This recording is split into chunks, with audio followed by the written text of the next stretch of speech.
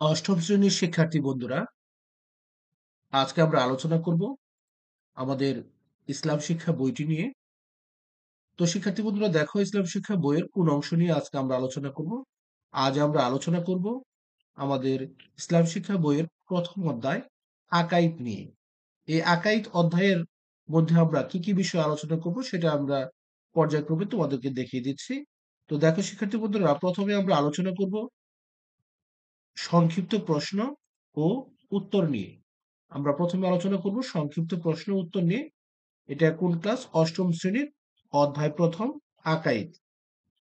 তো শিক্ষার্থী বন্ধুরা, দেখো সংক্ষিপ্ত প্রশ্ন উত্তরের প্রথমে রয়েছে ঈমান শব্দের অর্থ কি? ঈমান শব্দের অর্থ কি? উত্তর: ঈমান শব্দের অর্থ বিশ্বাস। এরপরে দেখো শিক্ষার্থী বন্ধুরা, রয়েছে ঈমান বলতে কি বোঝায়, ব্যাখ্যা করো।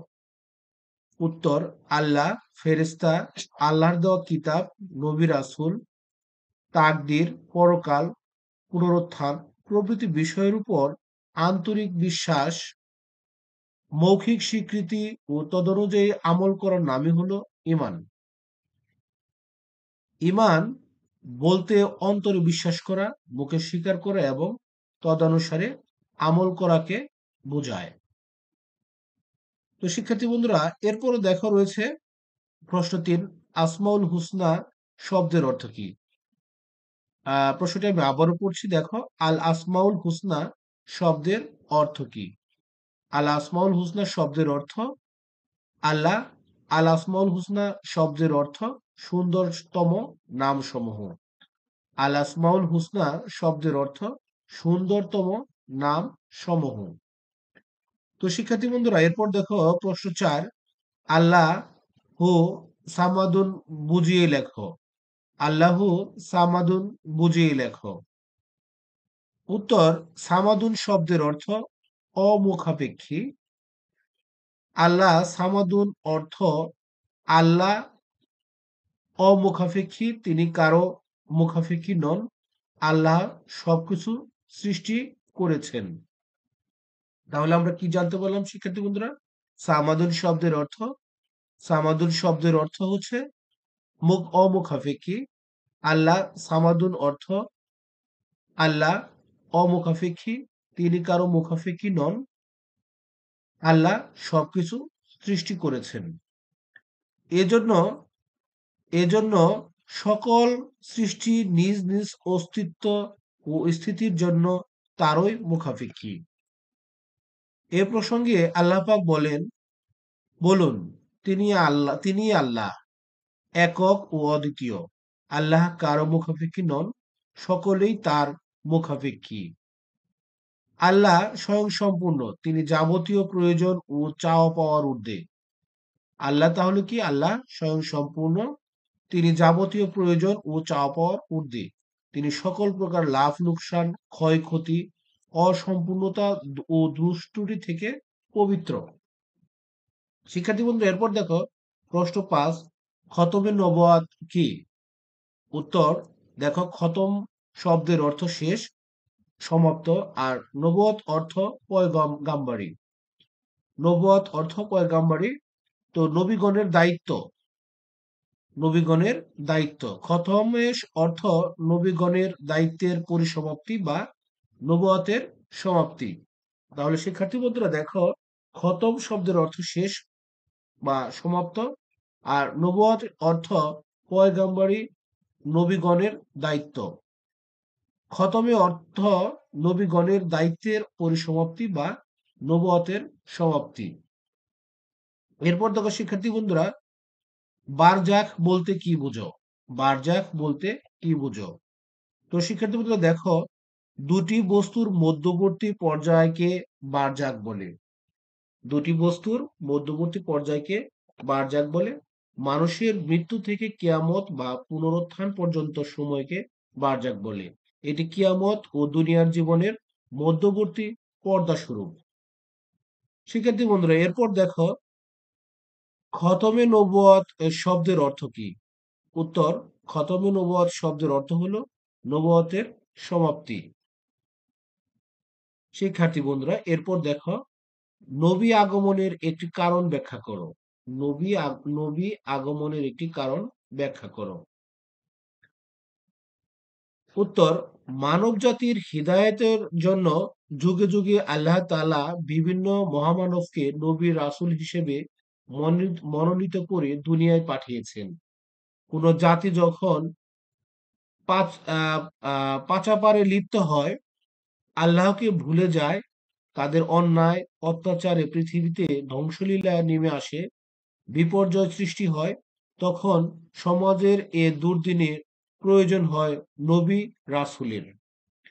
আল্লাহ তাআলা বলেন, আমি রাসূল না পাঠানো পর্যন্ত কাউকে কাউকেও শাস্তি দেইনি। বনী ইসরাইল 17-15। শিক্ষার্থী বন্ধুরা, এরপর দেখো রয়েছে প্রশ্ন ৮, ঈমান শব্দের অর্থ কি? ঈমান শব্দের অর্থ বিশ্বাস। এরপর দেখো রয়েছে প্রশ্ন ৯, আখিরাতের প্রতি ঈমানের প্রয়োজনীয়তা কি ব্যাখ্যা করো। আখিরাতের প্রতি ঈমানের প্রয়োজনীয়তা কি ব্যাখ্যা করো। মৃত্যুর পরের অনন্ত জীবন হচ্ছে আখিরাত। মৃত্যুর পরের জীবন মৃত্যুর পরের অনন্ত জীবন হচ্ছে আখিরাত। মুমিন মুত্তাকি হতে হলে আখিরাতে বিশ্বাস করতে হবে। এ প্রসঙ্গে আল্লাহ তাআলা বলেন, মুমিন আখিরাতে দৃঢ় বিশ্বাস রাখেন। সুতরাং মুমিন হওয়ার জন্য আখিরাতে বিশ্বাস অপরিহার্য। পার্থিব জীবনের ভালো মন্দ সকল কাজের হিসাব পরকালে আল্লাহর নিকট দিতে হবে। ইহকালের ভালো কাজের হিসাব পরকালে আল্লাহর নিকট দিতে হবে। ইহকালের ভালো কাজের জন্য পরকালে পুরস্কার পাবে, আর মন্দ কাজ করলে শাস্তি পাবে। রাসূলুল্লাহ সাল্লাল্লাহু আলাইহি ওয়াসাল্লাম বলেছেন, দুনিয়া আখিরাতের শস্য ক্ষেত্র। দুনিয়া আখিরাতের শস্য ক্ষেত্র। তাই আমাদের অবশ্যই আখিরাতের প্রতি বিশ্বাস রাখতে হবে। তো শিক্ষার্থী বন্ধুরা, এরপর দেখো কোনটি আখিরাতের প্রথম পর্যায়। উত্তর, আখিরাতের প্রথম পর্যায় বারজাখ বা কবর। আখিরাতের প্রথম পর্যায় বারজাখ বা কবর। শিক্ষার্থী বন্ধুরা, এরপর দেখো প্রশ্ন 11, আখিরাতের জীবনকে কেন অনন্ত করা হয়েছে। আখিরাতের জীবনকে কেন অনন্ত করা হয়েছে। আখিরাত শব্দটির মানে পরকাল। আখিরাত শব্দটির মানে পরকাল। মৃত্যুর মধ্য দিয়ে আখিরাতের জীবনে পদার্পণ করতে হয়। মৃত্যুর মধ্য দিয়ে আখিরাতের জীবনে পদার্পণ করতে হয়। আর কবর এ অনন্ত যাত্রার প্রথম স্টেশন। তাহলে অনন্ত যাত্রার প্রথম স্টেশন হচ্ছে কবর। এ জীবনের শুরু আছে, শেষ নেই। এ জীবনের শুরু আছে, শেষ নেই। তাই আখিরাতের জীবনকে অনন্ত জীবন বলা হয়। তাই আখিরাতের জীবনকে অনন্ত জীবন বলা হয়। তো শিক্ষার্থী বন্ধুরা, এরপর দেখো প্রশ্ন 12, শাফায়াত শব্দের অর্থ কি। উত্তর, শাফায়াত শব্দের অর্থ হচ্ছে অনুরোধ, সুপারিশ, প্রার্থনা। শাফায়াত শব্দের অর্থ হচ্ছে অনুরোধ, সুপারিশ, প্রার্থনা। শিক্ষার্থী বন্ধুরা, এরপর দেখো আহ শাফায়াত বিষয়টি কেমন হওয়া উচিত। শাফায়াত বিষয়টি কেমন হওয়া উচিত।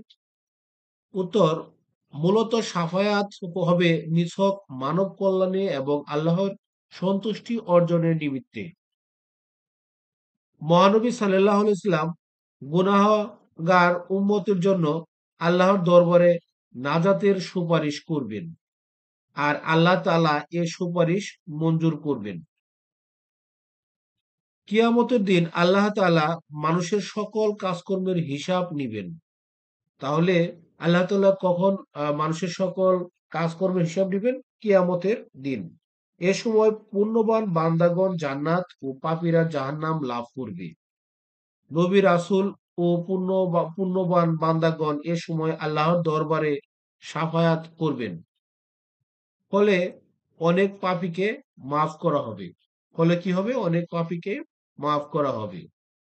তো শিক্ষার্থী বন্ধুরা, এরপরও দেখো রয়েছে প্রশ্ন 14, আখিরাত কি। উত্তর, আখিরাত হলো মৃত্যুর পরবর্তী জীবন। আখিরাত হলো মৃত্যুর পরবর্তী জীবন। প্রশ্ন 15, আখিরাতের কয়টি পর্যায় ও কি কি। উত্তর, মৃত্যুর সাথে সাথে যে নতুন জীবনের শুরু হয় তাই পরকাল বা আখিরাত। আখিরাত বা পরকালের পর্যায় দুটি। এক, বারজাক, 2 কিয়ামত। শিক্ষার্থী বন্ধুরা এরপর দেখো প্রশ্ন 16 নৈতিকতা কি? উত্তর নীতি সম্বন্ধনীয় কাজ হলো নৈতিকতা। নীতি সম্বন্ধনীয় কাজ হলো নৈতিকতা।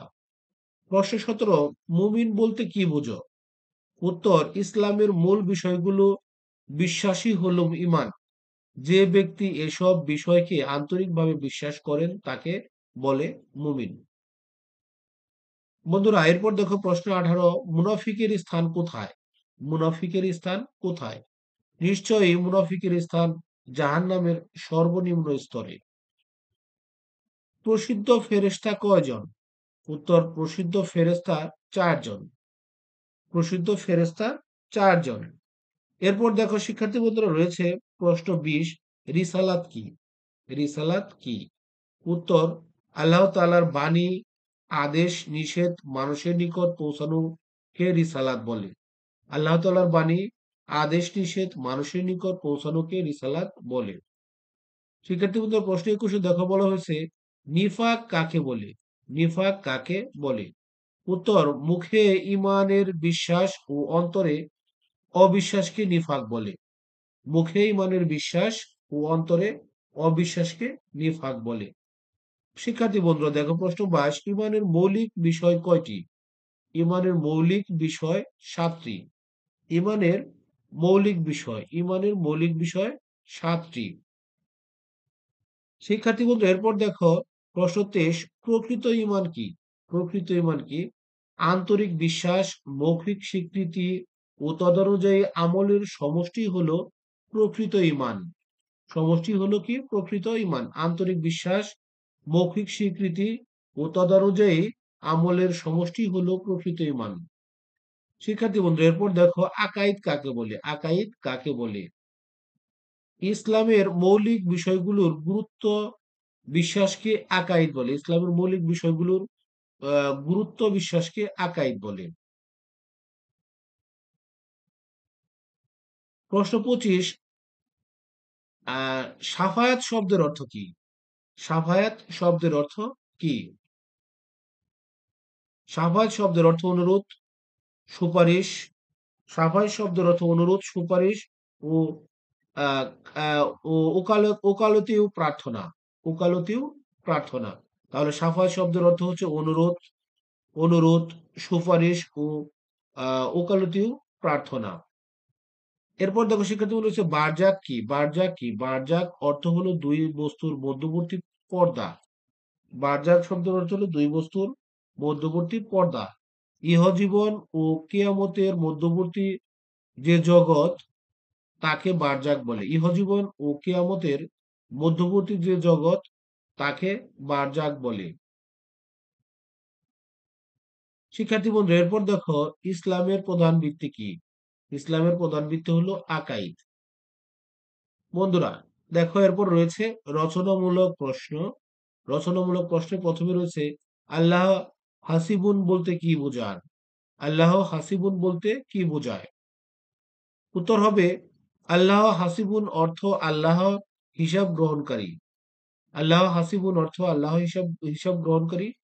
আল্লাহ কিয়ামতের দিন মানুষের সকল কৃতকর্মের হিসাব নিবেন। হাসরের ময়দানে তিনিই হবেন হাসরের ময়দানে শিক্ষার্থী বন্ধুরা দেখো তিনি হবেন একমাত্র বিচারক। তিনি হবেন একমাত্র বিচারক। তিনি হবেন একমাত্র বিচারক। সকলকেই সেদিন সকলকেই সেদিন আল্লাহর নিকট জবাবদিহি করতে হবে। পাপ পুণ্যের হিসাব না দিয়ে সেদিন কেউই রেহাই পাবে না। আল্লাহ তাআলা পুঙ্খানুপুঙ্খ রূপে সকলেরই হিসাব নিবেন। এজন্যই তিনি হাসিব বা সূক্ষ্ম হিসাব গ্রহণকারী। এজন্য তিনি হাসিব বা সূক্ষ্ম হিসাব গ্রহণকারী। তাহলে আমরা শিক্ষার্থী বন্ধুরা বুঝতে পারলাম আল্লাহ হাসিবুন বলতে কি বোঝায়। তো এরপর দেখো রয়েছে প্রশ্ন 2 আসমাউল হুসনা কাকে বলে? আসমাউল হুসনা কাকে বলে? আসমাউল হুসনা অর্থ সুন্দর নামসমূহ। আসমাউল হুসনা অর্থ সুন্দর নামসমূহ। ইসলামী পরিভাষায় আল্লাহ তাআলার গুণবাচক নামসমূহকে একত্রে আসমাউল হুসনা বলা হয়। আল্লাহ কোরআনে আল্লাহ তাআলার এরূপ বহু বহু গুণবাচক নাম উল্লেখ করা হয়েছে। আল কোরআনে আল্লাহ তাআলার এরূপ বহু গুণবাচক নাম উল্লেখ করা হয়েছে। হাদিস ও কোরআন আল্লাহ তাআলার এরূপ ৯৯টি গুণবাচক নাম পাওয়া যায়। হাদিস ও কোরআনে আল্লাহ তাআলার এরূপ ৯৯টি গুণবাচক নাম পাওয়া যায়। শিক্ষার্থী বন্ধুরা, এরপর দেখো রয়েছে প্রশ্ন ৩। আমরা আল্লাহর গুণে গুণান্বিত হব কেন? আমরা আল্লাহর গুণে গুণান্বিত হব কেন? উত্তর, আল্লাহ তাআলা সকল প্রকার উত্তম গুণের অধিকারী। আল্লাহ তাআলা সকল প্রকার উত্তম গুণের অধিকারী।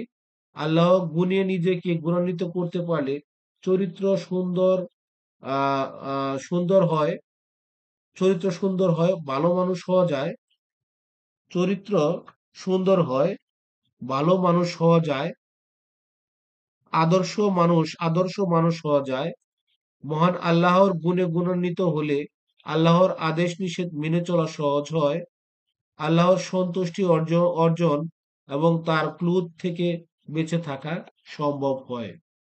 তাহলে শিক্ষার্থী বন্ধু দেখো, আমরা আল্লাহর গুণে গুণান্বিত হব কেন? তার উত্তরটি কিন্তু আমরা খুব সহজেই পেয়ে গেলাম। তার উত্তরটি কিন্তু আমরা খুব সহজেই পেয়ে গেলাম। এরপর দেখো শিক্ষার্থী বন্ধু রয়েছে প্রশ্ন ৪। প্রত্যেক রাসূলই নবী, কিন্তু প্রত্যেক নবী রাসূল নন। প্রত্যেক নবী রাসূল নন, ব্যাখ্যা করো। আল্লাহ তাআলা যার প্রতি আসমানি কিতাব নাজিল করেছেন কিংবা নতুন শরীয়ত প্রদান করেছেন তারাই হলেন রাসূল। আর যার প্রতি কোনো কিতাব অবতীর্ণ হয়নি, তাহলে কি আমরা বুঝতে পারলাম? আর যার প্রতি কোনো কিতাব অবতীর্ণ হয়নি কিংবা যাকে কোনো নতুন শরীয়ত দেওয়া হয়নি তিনি হলেন নবী। তিনি তার পূর্ববর্তী রাসূলের শরীয়ত প্রচার করতে এই হিসেবে সকল রাসূল নবী ছিলেন, করতেন। শিক্ষার্থী বন্ধুরা দেখো, আমি এটা আবারও পড়ছি। তিনি তার পূর্ববর্তী, পূর্ববর্তী তিনি তার পূর্ববর্তী রাসূলের শরীয়ত প্রচার করতেন। এ হিসেবে সকল রাসূলই নবী ছিলেন। সকল রাসূলই নবী ছিলেন, কিন্তু সকল নবী রাসূল নন। কিন্তু সকল নবী রাসূল নন। তাহলে শিক্ষার্থী বন্ধু আমরা জানতে পারলাম প্রত্যেক রাসূলই নবী, কিন্তু প্রত্যেক নবী রাসূল নন, ব্যাখ্যা করো। আল্লাহ তাআলা যার প্রতি আসমানি কিতাব নাজিল করেছেন কিংবা নতুন শরীয়ত প্রদান করেছেন তারা হলেন রাসূল। আর যার প্রতি কোনো কিতাব অবতীর্ণ হয়নি কিংবা যাকে কোনো নতুন শরীয়ত দেওয়া হয়নি তিনি হলেন নবী। তিনি তার পূর্ববর্তী রাসূলের শরীয়ত প্রচার করতেন। এ হিসেবে সকল রাসূলই নবী ছিলেন, কিন্তু সকল নবী রাসূল নন। কিন্তু সকল নবী রাসূল নন। শিক্ষার্থী বন্ধু এরপর দেখো প্রশ্ন ৫। প্রশ্ন ৫, মুনাফিকদের স্থান জাহান্নামের সর্বনিম্ন স্থানে কেন? মুনাফিকদের স্থান জাহান্নামের সর্বনিম্ন স্থানে কেন? উত্তর, নিফাক একটি জঘন্যতম পাপ। নিফাক একটি জঘন্যতম পাপ। এটি মানব চরিত্রকে ধ্বংস করে দেয়। এটি মানব চরিত্রকে ধ্বংস করে দেয়। মুনাফিকরা ইসলামের চরম শত্রু। এরা এরা বাইরে ইসলাম ও ভিতরে কুফরি পোষণ করে। তাহলে কি এরা বাইরে ইসলাম ও ভিতরে কুফরি পোষণ করে? এটি সর্বজন স্বীকৃত বিষয় যে গোপন শত্রু প্রকাশ্য শত্রু অপেক্ষা বেশি ক্ষতিকর। এটি সর্বজন স্বীকৃত বিষয় যে গোপন শত্রু প্রকাশ্য শত্রু অপেক্ষা বেশি ক্ষতিকর। কারণ গোপন শত্রু থেকে আত্মরক্ষার সুযোগ পাওয়া যায় না। কারণ গোপন শত্রু থেকে আত্মরক্ষার সুযোগ পাওয়া যায় না। তাই মুনাফিকরা ঘৃণিত। তাই মুনাফিকরা ঘৃণিত ও নিন্দিত। তাই মুনাফিকরা ঘৃণিত ও নিন্দিত। এদের স্থান জাহান্নামের সর্বনিম্ন স্তরে। এদের স্থান জাহান্নামের সর্বনিম্ন স্তরে।